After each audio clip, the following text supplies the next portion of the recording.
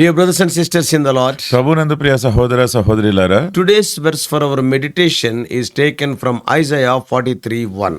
నేటి దినం మన ధ్యానం కొరకు తీసుకోబడిన వచనము యెషయా గ్రంథము 43 మొదటి వాక్యం. I have called thee by thy name, thou art mine.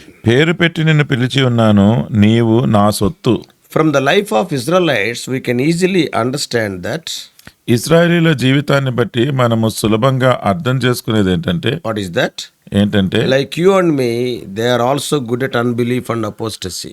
మీకు వల్లే నా వల్లే వారు విశ్వాస భ్రష్టత్వంలోను అపనమ్మకములోను ప్రసిద్ధి చెందినవారు. And yet God has never forsaken his people. అయినప్పటికీ దేవుడు తన ప్రజలను ఎప్పుడు కూడా విడనాడలేదు. He always provided his promises in their lives. వారి జీవితాలలో ఆయన వాగ్దానాలు వారికి అనుగ్రహించినాడు. The promise of today is equally relevant to the church.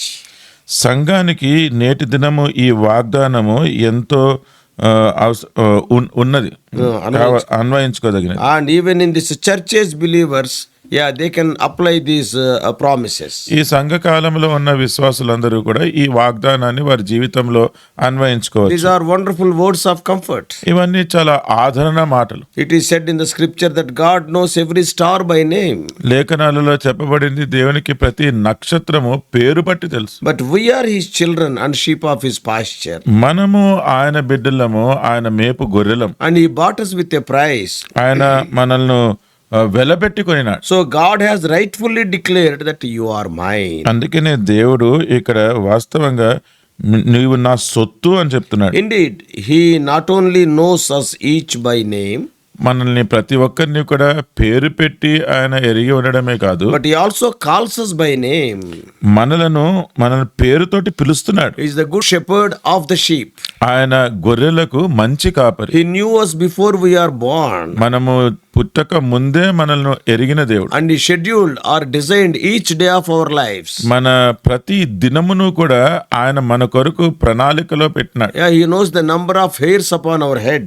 మన తల వెంట్రుకలు ఎరిగిన దేవుడు. He collects our tears in a bottle. మన కన్నీటిని బుడ్డిలో ఆయన జమ చేస్తున్నాడు. And people of God always say that they are much comforted by these promises. దేవుని ప్రజలందరూ కూడా ఇటువంటి వాగ్దానాల చేత ఎంతో ఆదరించబడుతున్నారని చెప్తూ ఉంటారు. So let this thought deeply sink in your minds, in your hearts. అందుకనే మీ హృదయాలలో, మీ మనస్సుల్లో ఈ తలంపు లోతుగా నాటబడాలి. What is that talampu? ఏంటా తలంపు? We are his. మనము ఆయన సొత్తు. Oh, what an amazing thought.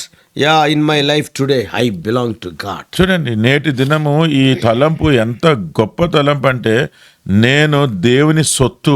Oh, what a wonderful thing it is. ఎంత అద్భుతమైన సంగతి అండి. If we see Isaiah 43:1, యెషయా 43:1 చూస్తే, this chapter in English starts with the word but. ఈ అధ్యాయం ఎలాగా ఆరంభమవుతుందంటే అయితే అన్న మాటతో ఆరంభమవుతుంది. What does it show? దాని అర్థం ఏంటి? It shows us that this chapter is linked with the previous chapter. అంటే ఈ అధ్యాయము ముందున్న అధ్యాయముతోటి కొనసాగింపు అని చూస్తున్నాం. But in this verse, but that word but in the first verse is linked with 42nd chapter 21 to 25. ఇక్కడ 43వ అధ్యాయంలో ఆరంభంలో ఉన్న అయితే అన్న ఈ మాట ఈ ముందున్న అధ్యాయంలో 21వ వచనం నుంచి 25వ వచనంలో ఉన్న సంగతికి కొనసాగింపు. Those verses speak of Judah's disobedience and also the Lord's anger. అక్కడంతా కూడా యూదా యొక్క అవిధేయత, ఆయన మీద దేవుని యొక్క కోపం గురించి మాట్లాడుతుంది. But the use of that word but, అయితే ఇక్కడ అయితే అన్న ఈ మాట, it assures us that the Lord's anger is history. అంటే దేవుని కోపం ఇంకా అక్కడ గతించిపోయింది అని మనకి అభయమిస్తుంది. The new reality of chapter 43 is 43వ అధ్యాయంలో ఉన్న ఈ కొత్త వాస్తవమైన సంగతి ఏంటంటే, the Lord is the Lord of love. దేవుడు ప్రేమ అయి ఉన్నాడు. And he is the Lord of redemption for his people. ఆయన తన ప్రజలను విమోచించేవాడై ఉన్నాడు. The words here, thus says the Lord, those words heighten the emphasis. ఇక్కడ యెహోవా ఇలాగ సెలవిచ్చుచున్నాడు అన్న మాటలు ఇక్కడ ఉన్న సందర్భాన్ని నొక్కి చెప్తూ ఉన్నాయి. The same verse speaks of God creating the Israel. ఈ వచనములోనే ఇశ్రాయేలును దేవుడు సృజించినాడని చెప్తుంది. And in the text of our meditation today, మనము నేటి దినం కొరకు తీసుకున్న వచనంలోని భాగము, now the Lord says, not only I have created you, but I have redeemed you. ఆయన అంటున్నాడు, నేను సృష్టించడమే కాదు, నేను నిన్ను విమోచించినాను. The phrase fear not comes nearly 15 times in the book of Isaiah. యెషయా గ్రంథములో ఈ మాట అంటే భయపడకుము అన్న మాట 15 సార్లు ఉంది. Fear is a common human condition.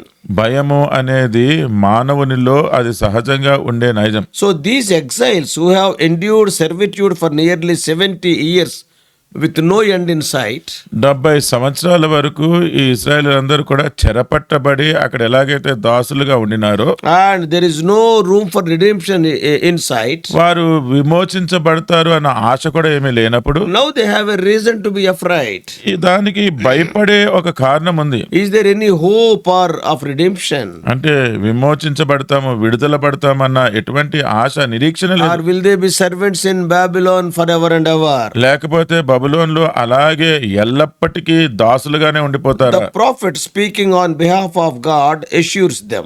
అయితే యెషయా ఈ ప్రవక్త దేవుని పక్షంగా మాట్లాడుతూ వారికి ఈ అభయం ఇస్తున్నాడు. In spite of their suffering and the apparent hopelessness of their situation, ఎటువంటి నిరీక్షణ లేదు, లేకపోతే వారు అట్టి బాధలో ఉన్న ఆ పరిస్థితిలో prophet is telling they need not fear the future. ప్రవక్త అంటున్నాడు కదా, మీరు ఆ భవిష్యత్తు గురించి ఏమీ భయపడవద్దు. And the reason is that the Lord has already redeemed them. దాని కారణం ఏంటంటే దేవుడు అప్పటికే వారిని విమోచించి ఉన్నాడు. What God is telling? దేవుడు ఏమంటున్నాడు? I have called you by name. నేను నిన్ను పేరు పెట్టి పిలిచి ఉన్నాను. For these people, names are very important. ఈ ప్రజలకు వారి పేర్లు చాలా ప్రాముఖ్యమైనవి, Especially for the Hebrew people. ప్రత్యేకంగా హెబ్రీలైన ప్రజలకి. A person's name reveals that person's character and identity. ఒక వ్యక్తి యొక్క పేరు ఆ వ్యక్తి యొక్క గుణశీలం ఏంటో, ఆయన గుర్తింపు ఏంటో తెలియజేస్తుంది. So to suit the calling of God, sometimes God changed the names of people in the Bible. దేవుడు ఎవరినైనా పిలిచినప్పుడు దానికి తగినట్టుగా ఉండే రీతిగా ఆ వ్యక్తుల యొక్క పేర్లను కూడా బైబిల్లో దేవుడు మార్చినాడు. Yeah, Abraham to Abraham. అబ్రామును Abraham, Sharai to Sarah. సారాయి నుంచి సారా, Jacob to Israel, etc. యాకోబు నుంచి ఇశ్రాయేలు. ఆ విధంగా The Lord calling Israel by name speaks of his adoption. ఇశ్రాయేలు అని పేరు పెట్టి దేవుడు పిలుస్తున్నాడు అంటే దేవుడు తనను దత్తత చేసుకున్నట్టు. He says, you are mine. ఆయన అంటున్నాడు, నీవు నా సొత్తు. The Lord is the father and the Israel is the child. దేవుడు ఆయనకి తండ్రి, ఇశ్రాయేలు ఆ దేవునికి కుమారుడు. Since the Lord has redeemed us, దేవుడు మనల్ని విమోచించినాడు కాబట్టి, since he is saying that we are his, మనము ఆయన సొత్తై ఉన్నామని చెప్తున్నాడు కాబట్టి, today as believers in Christ we need not fear. మనము క్రీస్తులో విశ్వాసులముగా భయపడవలసిన అవసరం We are లేదు. having direct access to the Lord because of the forgiveness of sins. మన పాపములు క్షమించబడినాయి కాబట్టి దేవుని యొద్దకు మనము సమీపించడానికి ఆ మార్గం ఉంది. Sin separates man from God. పాపము మనుషుని దేవుని దగ్గర నుంచి వేరుపరుస్తుంది. A fallen Adam feared when he heard the sound of God walking in the garden. పడిపోయిన ఆదాము ఎప్పుడైతే దేవుడు ఆ ఏదైనా తోటలో నడుస్తూ మాట్లాడినప్పుడు భయపడినాడు. And that we read in Genesis 3:10. అది మనం ఆదికాండం 3:10లో చదువుతాం. In Genesis 18:15, ఆదికాండము 18:15లో Sarah feared because she lied. సారా తను అబద్ధం చెప్పింది కాబట్టి భయపడింది. Sometimes we fear at the awesomeness of God. కొన్నిసార్లు మనము దేవుని యొక్క ఆ మహాత్మ్యమును బట్టి భయపడతాం. Moses feared when he had an encounter with God at the burning bush. అక్కడ మండుతున్న పొద యొద్ద ఎప్పుడైతే దేవుడిని మోషే కలుసుకున్నాడో అక్కడ కొంచెం భయపడినాడు. Exodus 3:6 speaks of it. నిర్గమకాండం 3:6 దాని గురించి Oh, మాట్లాడుతుంది. when Jacob had the vision of the angels, he was afraid. యాకోబు ఎప్పుడైతే దేవదూతల యొక్క దర్శనం కలిగిందో అప్పుడు భయపడ్డాడు. Genesis 28:17. Adikandam 28:17. Sometimes when we face enemies, there will be fear in our hearts. కొన్నిసార్లు మనం శత్రువులను ఎదుర్కొన్నప్పుడు మన హృదయాలలో భయం ఉంటుంది. Jacob feared of the might of both his father-in-law Laban. తన మామైన లాబాను యొక్క మనుష్యుల శక్తిని బలమును బట్టి యాకోబు భయపడినాడు. Yeah, that is what we read in 31:31 of Genesis. ఆదికాండం 31:31 చదువుతున్నాం. And also he feared Esau. Esau గురించి కూడా భయపడినాడు. So that we read in Genesis 32:11. అది ఆదికాండం 32:11 చదువుతున్నాం. Moses fled to Midian because he was afraid of Pharaoh. మోషే ఫరోకి భయపడి ఆయన మిద్యానికి పారిపోయినాడు. Exodus 2:14. నిర్గమకాండం 2:14. The children of Israel were afraid when they saw the Egyptians marching upon them at the Red Sea. ఇశ్రాయేలు ప్రజలు వాళ్ళంతా కూడా ఈ ఐగుప్తీ సైన్యము వాళ్ళని తరుముతున్నప్పుడు ఎర్ర సముద్రం దగ్గర వాళ్ళు భయపడ్డారు. Exodus chapter 14. నిర్గమకాండం 14 verses 10 and 13. 10వ వచనము 13వ వచనం. Even the people of Jerusalem were afraid when they faced the mighty Assyrian army.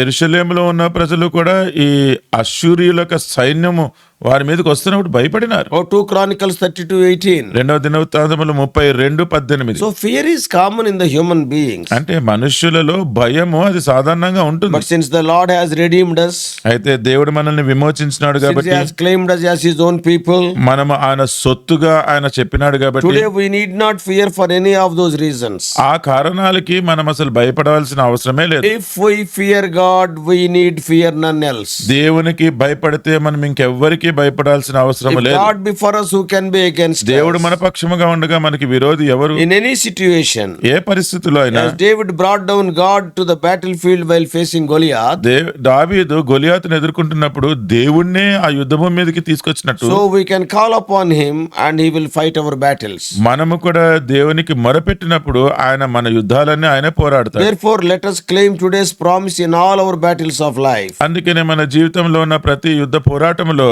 మనము దేవుడిచ్చిన వాగ్దానాన్ని We చేపట్టుకున్నాం. are the redeemed children of God and who are walking in his ways. దేవుని చేత విమోచించబడిన ప్రజలము ఆయన మార్గములో నడుస్తున్నవారు. We are the one who are obeying his commandments. ఆయన ఆజ్ఞలకు విధేయత చూపిస్తున్న ప్రజలం. Let us maintain this uprightness in our lives. మన జీవితంలో ఇటువంటి నీతి మనం యథార్థత మనం కలిగి ఉందాం. May God bless you. దేవుడు మిమ్మల్ని దీవించిన గాక. Let us pray. ప్రార్థన చేసుకుందాం. Loving heavenly Father, ప్రేమ కలిగిన పరలోకపు తండ్రి, how gracious ఆ God, కృప కలిగిన దేవ, Lord, we thank thee for these wonderful promises. ప్రభువా, ఈ అద్భుతమైన వాగ్దానాలకై వందనాలు. Oh Lord, you have called us by name. ఓ ప్రభువా, మీరు మమ్మల్ని పేరు పెట్టి పిలిచినారు. We are so precious in your sight. మీ దృష్టిలో మేము ఎంతో ప్రశస్తమైన వారము. Help us to understand these things and let us reciprocate with the same love towards you. ఈ విషయాలన్నీ మేము అర్థం చేసుకుని గ్రహించిన వారమే మీ ప్రేమకు ఈ రీతిగానే ప్రతిస్పందించడానికి సహాయం చేయండి. Lead us and guide us, O Lord. మమ్మల్ని నడిపించండి, సహాయం చేయండి. In Jesus' precious name we pray. ప్రశస్తమైన యేసుక్రీస్తు వారి నామములో ప్రార్థిస్తున్నాము తండ్రి. Amen. Amen. God bless you all. Please subscribe for more spiritual messages to the YouTube channel John Victor Telugu Messages.